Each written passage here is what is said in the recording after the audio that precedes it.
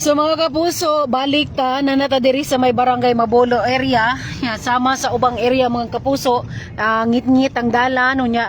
As usual, hinahinay ra gihapon mi og subay ni hunong mi kaganina sa may taytayan ni saka na ang tubig kay bitong the all unsa nang eskwelahan ti sir?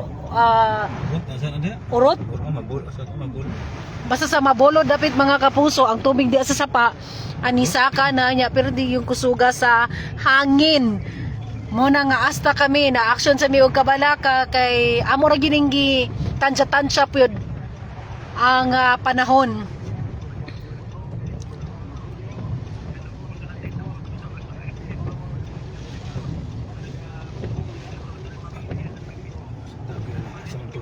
Dili ba? Dili bisig baha diri. Katong yung mga to, piluma.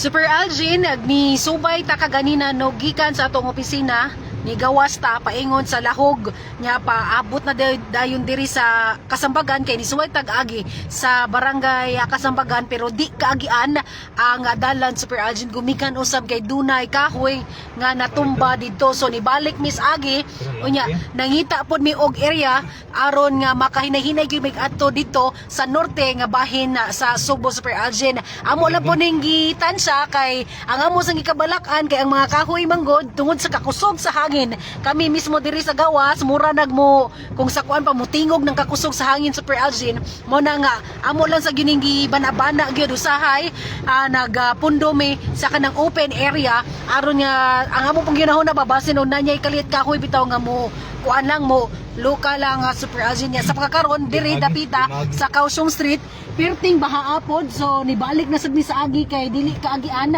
og mga sakyanan nya delikado nga motiorok. Super Algin kay saka ang tubig sayod ta nga ato ang mga rescuers podron dili pa ka gawas bitaw tungod usab kay perting mong gining risgo ya perti makaingon tag sukuan ang ginaning bagyong Tino. Super Algin gani daghan tag mga nakuha nga mga impormasyon nga nagpa-rescue ato lang po ninggi daghan ang nag-message na to nga basin sa tong naay contact sa mga rescuers ato lang pong gipasabot nga ang ato pong mga rescuers po dron di pa kagawas tungod usab lagi kay risgo pa mo na ang ato lang yung ipang-iampo nato nga kaning epekto aning bagyong Tino ron mulurang na ni siya. Super Algin kay sa amo lang yung nahimutangan dire nga grabing sayaw sa mga kahoy nga mo sa mga kabalaka nga basin og mo tumbala ni og kalit. Super Algin no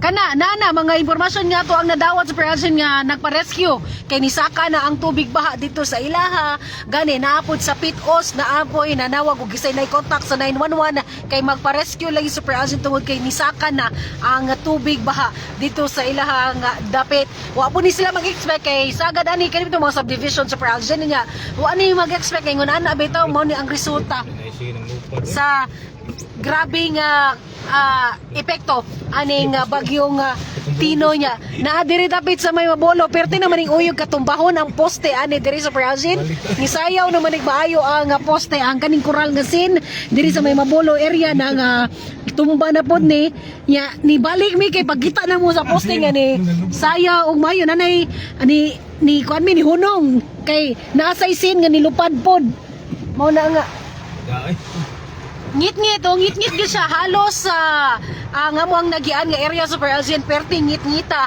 mo na nga hinay-hinay mi og kanang agi or bakta kanibtang subay sa dalan kay aron sab nga si Bako palayo basin niya umanis grasya nang ginahinayan gyud namo og subay mo na niya nagtan-aw sad ni sa mga posibleng manglupad nga mga scene bitaw Super Algin parehas ka ganina na ay kuan na ay nang lupad nga scene niya ang katong poste dapit sa may Mabolo at bang sa mall dinhing dapita perting sayaw Super Algin mo na nga ni hunong mi kay delikado. Okay, mo padangat mi og dugang balita or update regarding bagyong Tino ilabi na sa ubang dapit Super Algin uban sa Super Pedro Fantonia Lapi Super Decime Padilla sa GMA Super Radio DYWS dapat totoo.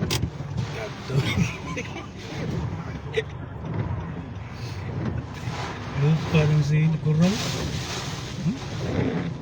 Murag Urong gi alsahon sa sakyan na no. Di siguro ning putol kay tayo no, naritas na. Mo ni ang kuan mga kapuso ang sapa. Saka na gid siya ang tubig no.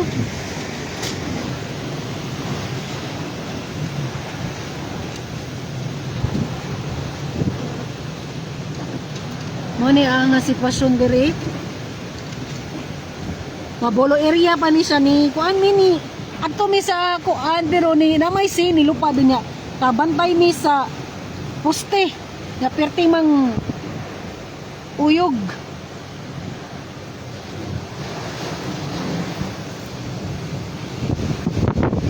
Oh, hasta kong cellphone mo palid.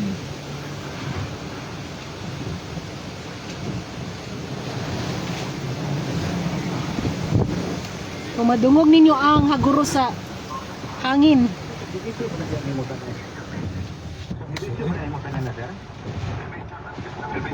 Metropolis, Okay.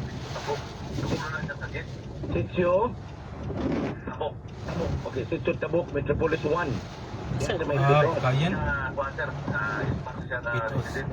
Usay, tagay nga contact number na imo ang kauban Sir Jeff. Usay yung report niya nimo, usa ka lisod lang kahimtang. Ang iyang kahimtang sir, nagilang sa prota trap.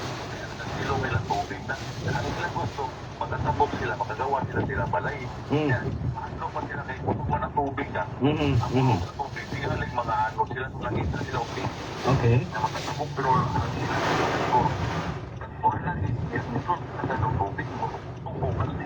Ano ka sa pailan pala dyan? Oo, sa Butuano lang yun. Ay, uniawak. Butuano pa lang buwan. Subdivision. Metropolis. Okay. Mag-explain na mo sa akin, dilaw ba yan? Oh, sige. Sir Jeff. Okay, Sir Jeff, i-tell niya sa cellphone number, makontak pa na to siya dito or mag-check ito kahimtang kay. As of now, atong dilukit usap ang Pitcos Barangay kay apa nga 911 ang mga responders sa disaster team. Dili pa nakagawas sa patay karon tunod kaniya nangito pa sino mga higala. Sige lang. Oo. Ay, tagaan may isa, Kwan. Kung buong number niya, ako inihatag lang nimo para ang clear Yes. sila matawagan. Salamat ka, Sir Jeff. Salamat sa pag-report. Salamat sa mga obra. Mag-amping ka. Ayaw sa biyahe ka. Kung ano pasahero sa karon. Long Batu Bridge yung. Okay, pasahero ron. Wala lagi kana sa Butuano sulpay man na. Salamat din mo, sir, ha? Isa na number pala yun. Okay. Sige, kapuso. Mga to si Sir Jeff Regalo.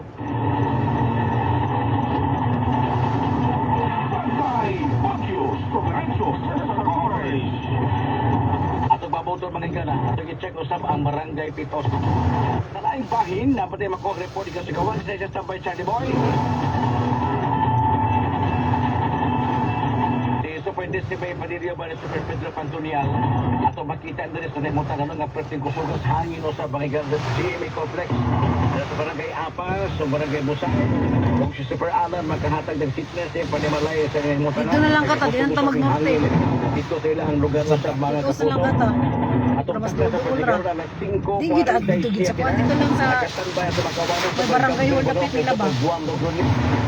Di man paglabang lagi dito.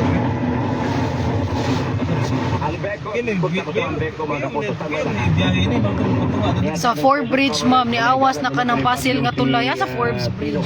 Kaso may sige ba sa supas sa dalo? Ano ba may pasil? Oh. Ano ba may naglabang ni mo tungkol takaon? Dalo piribiro na siguro. Ayaw mo kumpiyansa. Daan naman na niawas gani Sug magay gani pag-agil kay excuse may subanda may kasambagan, kasambagono. Mga batteries para sa mga radio set. Lagi na ko. Yan mo na yung crucial nga oras mga gana hangtod na sa alas 7 karong buntag.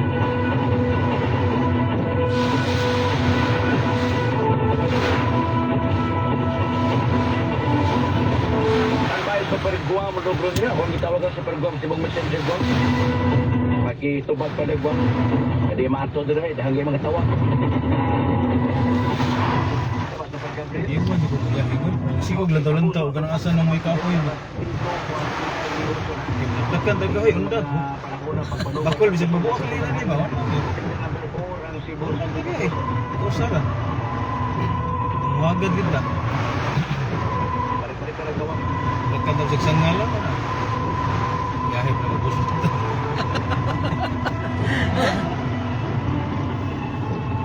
Forbes Bridge. Asa Forbes Bridge? Asa dapitan ng Forbes Bridge, sir? Janos. Ang mga katalanan nun, lisod sumayon, mga kapuso tungkol kay ang mga kakahuyan. Damagin mo. Sayo na sa Ha? mga Ay, okay, brag. Safe, tas puste. Pusti eh. Dagang pinatbaho ni. Karoon, ini mga igayuna, mga kapuso. Super Guam, Rogunyo, si Juan Hemo Fernan, also dated, ang nakarapin sa Guam.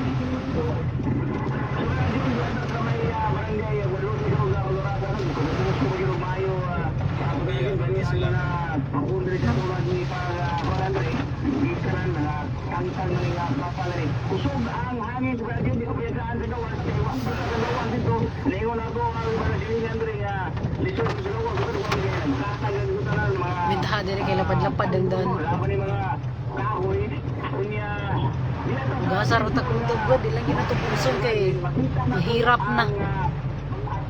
Pakuan mi no, pa barangay Subang Dako may mga kapuso. So, napon ni diri sa aka po ng tubig diri.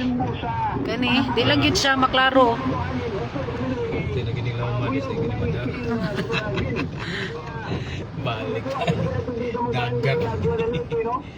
Hindi dagit. Pero tigit siyang kuana sa tubig mga kapuso niya. Di lagi, ang amo ani, di gyud na mo ni hagad gyud kay. Hindi madagit. Ah, Hindi madagit. okay raman kamo diha. Tara tanawang tubig mga kapuso. Kamo. Kumusta mo diha? Kagnaga mo, wagi pa ka na. Kaysa kanisa pa, kadalisa pa, tawag ko balik. Sus, Ginoo ko mo ni ang kaning kuan ay sa ha. Napi na matunga pusti. Kani siya Babolo area mga kapuso paingon sa Subang Dako sa Vic Enterprises dapit. So, imanani ka saka ang tubig so umuhagad ka ni mao na gingon nga paligunay na lang taog. Makina sa sakyanan. So nya hapak mura siya dagat.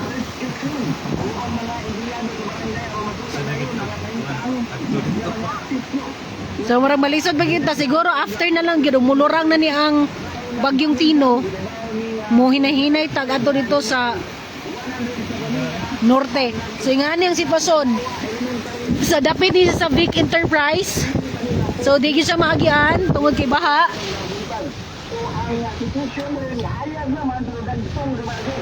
Na.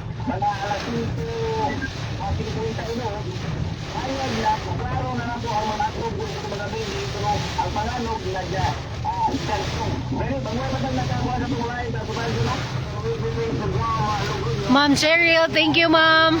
Amping pud mo.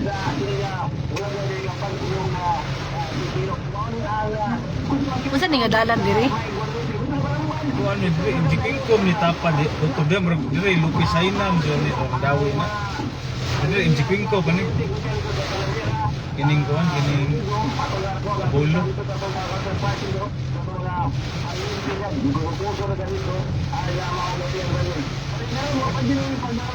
Kuan kay koral no.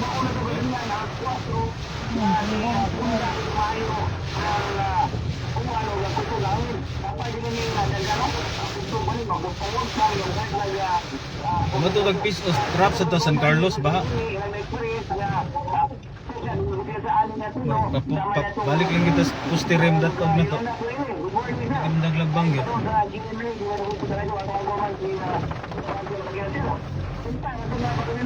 Ganda gyud.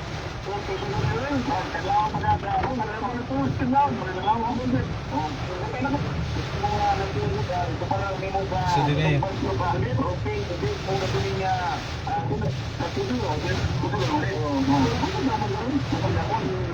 Dari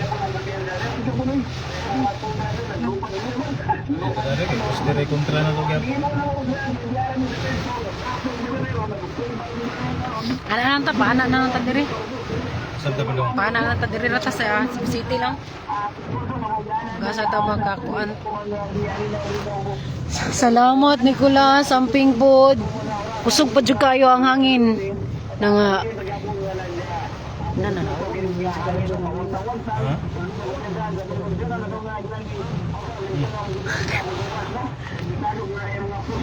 Gani wala ko muling dahon na ganun. Hello po. Good morning, ma'am. Yes, ma'am. Okay po. Sige po, ma'am. Yes, ma'am. Sobrang lakas ng hangin, ma'am. Tapos malakas yung ulan. Okay po. Sige po. Yes, ma'am. Cebu City po. Malakas po, ma'am. Tsaka yung hangin din po.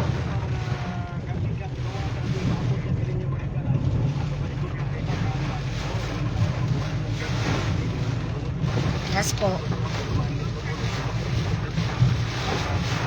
Thank you po.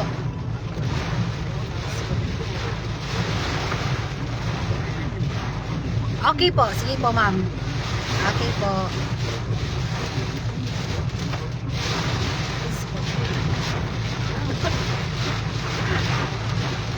Bitaha diri sa kayo.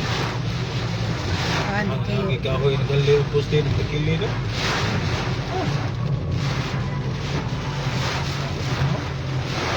Gawin na wire dun. Ano sa ta?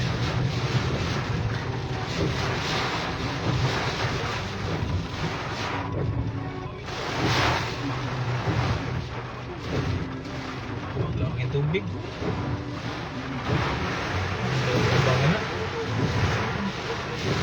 Mayong buntag or ramdam namin dito sa Cebu City ang hagupit ng Bagyong Tino. Kahit kami nga dito, ang lakas ng hangin, malakas din ang ulan. Papunta sana kami ng norte, ngunit hindi kami makadaan dahil maraming kahoy ang natumba. Tsaka iniiwasan din namin yung mga poste kasi tinitignan namin yung mga poste tsaka yung mga kahoy orly sumasayaw dahil sa lakas ng hangin dito na nararamdaman ng Cebu City in particular. Kaya yung mga daanan din, mataas yung tubig, baha, tsaka marami din kaming natatanggap na mga impormasyon na nagpaparescue kasi na-stranded na sila sa kanilang mga subdivision dahil tumaas yung tubig dahil na rin sa lakas ng ulan at tsaka lakas ng hangin na dulot ng Bagyong Tino, Orly.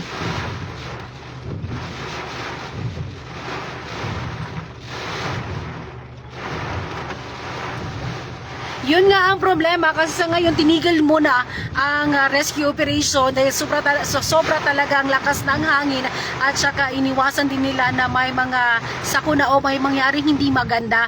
Ngunit patuloy naman ang monitoring ng ating mga disaster teams dito at saka pag hindi na masyadong malakas at malakas ang hangin at ulan, pupuntahan nila yung mga lugar na nangangailangan ng mga rescue ngayon. Katatapos lang na interviewin ng ating Super Radio Cebu, yung isa sa mga disaster team dito. Yun nga ang problema nila dahil na rin sa lakas ng ulan kaya tinigan mo na pansamantala ang kanilang rescue operation.